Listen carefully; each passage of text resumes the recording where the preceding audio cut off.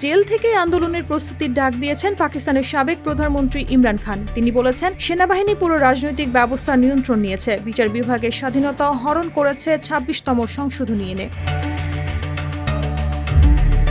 ইমরান খান বলেছেন, পাকিস্তান চলছে এখন জঙ্গলের আইন অনুযায়ী, ক্ষমতাবানদের কোনো জবাবদিহিতা নেই, বিচার বিভাগ চাপে রয়েছে। তিনি মনে করেন সেনাবাহিনী ইচ্ছাকৃতভাবে পিটিআই এর মামলা বিলম্বিত করছে। তার বিরুদ্ধে আমেরিকা ও সেনাবাহিনীর সঙ্গে আপোষ করার গুজব উড়িয়ে দিয়েছেন ইমরান। তিনি বলেন, এইসব গুজব সেনাবাহিনী ছড়াচ্ছে যাতে তার সমর্থকদের মনোবল ভেঙে পড়ে। তবে তিনি পরিষ্কার করেছেন, কোনোভাবেই কারোর সঙ্গে আপোষ করবেন না।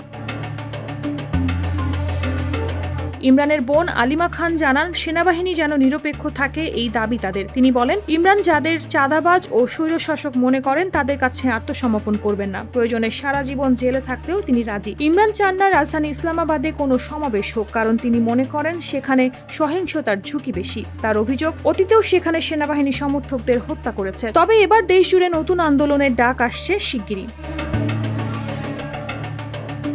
ইমরানের দুই ছেলে কাশিম ও সুলাইমান যুক্তরাষ্ট্রের সাবেক প্রেসিডেন্ট ট্রাম্পের সহায়তা চেয়েছেন। তারা বলেন, আমরা শুধু আমাদের বাবাকে মুক্ত করতে চাই, তার মৌলিক অধিকার নিশ্চিত করতে চাই। তারা মনে করেন ট্রাম্প সহ বাক স্বাধীনতায় বিশ্বাসী বিশ্ব নেতারা যেন পাশে দাঁড়ায়।